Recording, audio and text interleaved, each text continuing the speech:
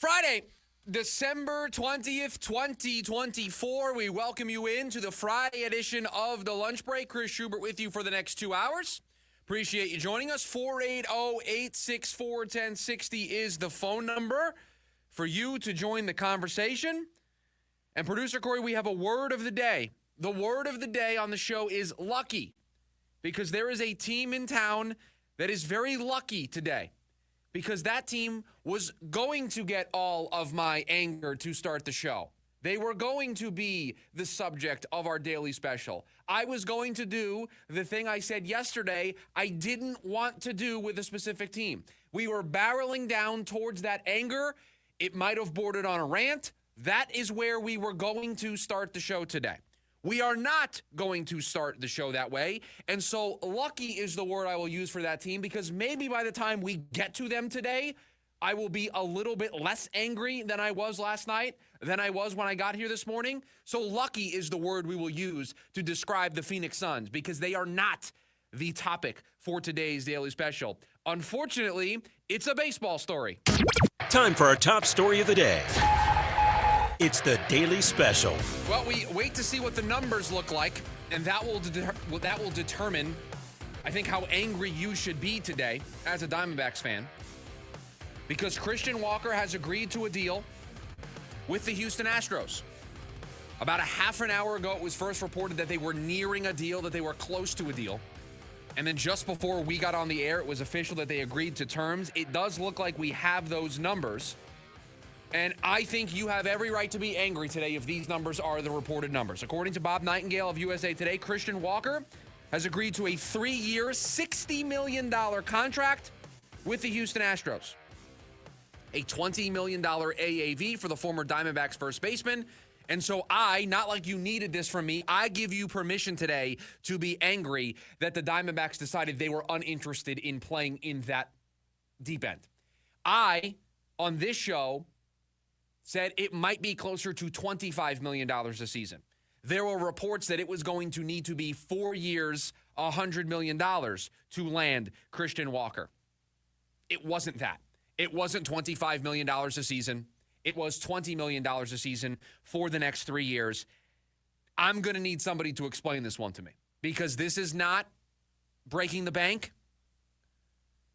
We talked about how this team doesn't really spend normally over $100 million in free agency, and we were dubious. We were suspicious of Christian Walker being the player that they were going to be willing to do that for. Was he going to join Zach Greinke as the only two Diamondbacks to ever get $100 million or more in free agency for the Arizona Diamondbacks? Would that be a 34-year-old right-handed hitting first baseman who, yes, Christian Walker provides a lot of great things. Hits for a ton of home runs, provides Gold Glove caliber defense, is a nice middle of the order bat. He checks a lot of boxes. He's going to help out the Houston Astros a ton. But he's 34 years old, very much on the back nine, maybe the back three of his career. And so would the Diamondbacks want to reach to that level? Would they want to go to $100 million? Would they want to give that fourth year to pay him through his age 38 season? We were suspicious of that. They would have to come to the determination that this was the guy. This was a guy they absolutely had to have. That was under the context of 4 years, $100 million, paying $25 million a season. It looks as if it's going to come in well below that. 3 years, $60 million. I tell you right now, I think that is a massive mistake for the Arizona Diamondbacks. And if you want to point to other deals that they made that put them in this position, that put them in this spot, where they couldn't afford to go after Christian Walker because Jordan Montgomery's $20 million is on the books, because Eduardo Rodriguez got a 4-year deal, because of the other long-term commitments that they've made as a franchise, I'm not sure if I can accept that as the excuse today. Because that is a disappointment. I could have justified not wanting to go to $100 million. I could have justified not going to the 4 years. And I don't know Christian Walker personally, but I'll just take a guess here as a radio host. If you offered him the same deal that Houston gave him, I think he's coming back to the Diamondbacks for 3 years, $60. And so to not go there, and I don't even think it's going there. That's the going rate for a first baseman. And so now the work needs to be done. Now the work starts. Now this organization and Mike Hazen have to fill in the holes. They have to replace 30 home run power. They have to replace Gold Glove caliber defense. That's the task they now set upon themselves because they felt this was not where they wanted to go. And I'm here to tell you, we thought 4-100 was a bridge too far. 360 apparently was a bridge too far. So you know what? Be angry today. I'm not going to fault you. 480-864-1060. You're upset. I want to hear about it because I don't blame you for being upset today. This is a team won 89 games a year ago.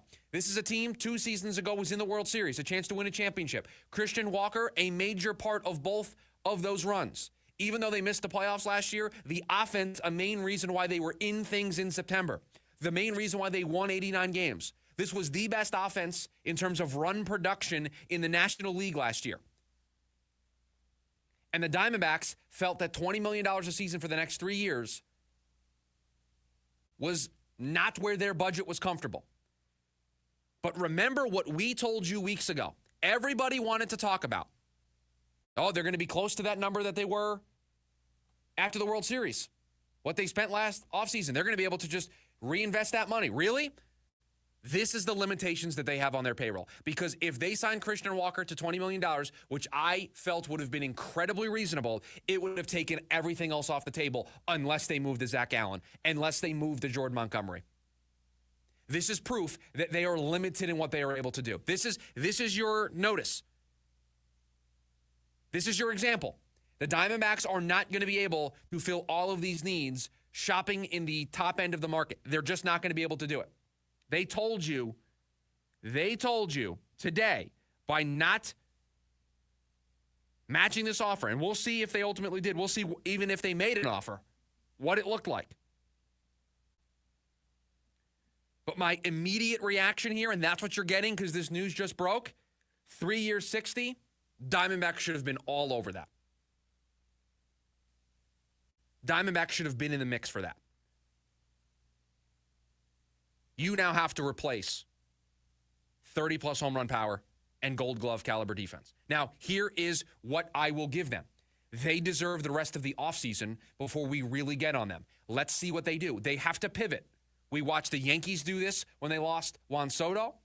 We saw the Red Sox do this when they missed out on Max Fried. Their pivot was Garrett Crochet. Both fan bases, the Yankee fan base and the Red Sox fan base, happy with the pivots that their team has made.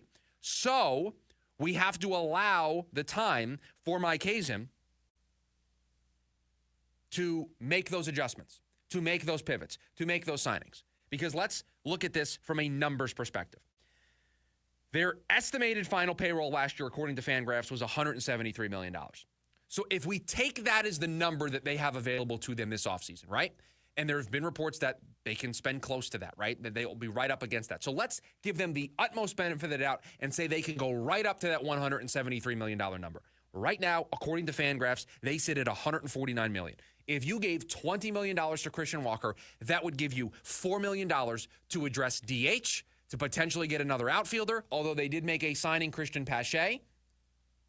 Feels like a high-quality depth option, former top prospect just a couple years ago. Really hasn't been able to hit at the big league level. Provides great defense. Just hasn't been able to stick with the bat. But they need an outfielder. They need a DH. They need a first baseman. But in this example, let's say they brought back Christian Walker. They'd have $4 million to do all of those things and also add a high-leverage reliever. That's the limitations that they're under. They don't have an endless supply of money the way the Dodgers, the way the Yankees, the way the Mets do. And so this is why you needed to trade Jordan Montgomery. This is why we said maybe you should consider trading Zach Allen and free up that money. And it was just yesterday on this show that we said, hey, you can wait this market out.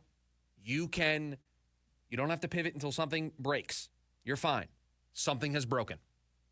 Christian Walker is no longer an option at first base. He is gone. I think that is a deal the Diamondbacks should have done. I think they should have made that move and then moved somebody else, whether it's Jordan Montgomery, whether it's Zach Allen, to free up the resources to do everything else.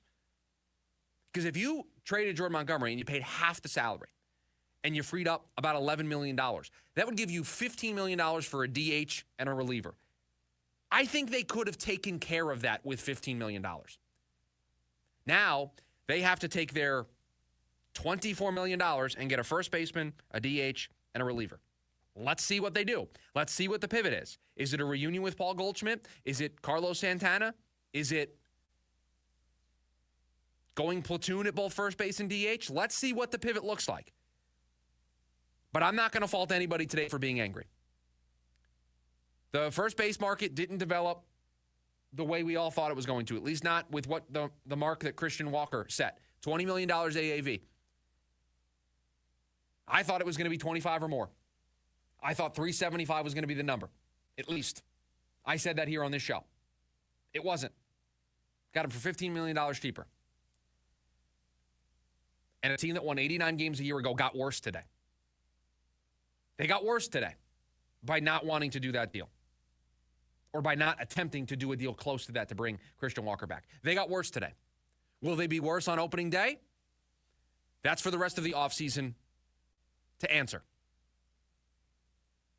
Mike Hazen has to answer the bell, because this is not a team that now can all of a sudden change course. They're a competitive baseball team. Almost a 90-game winner a year ago. World Series 2 years before that. This is a championship window. This is a playoff contention window. So you got to pivot, and you got to pivot quickly, because now that the market is set at first base, I think Pete Alonso is going to go pretty quickly after that. I think you're going to see a lot of names in that market move relatively quickly.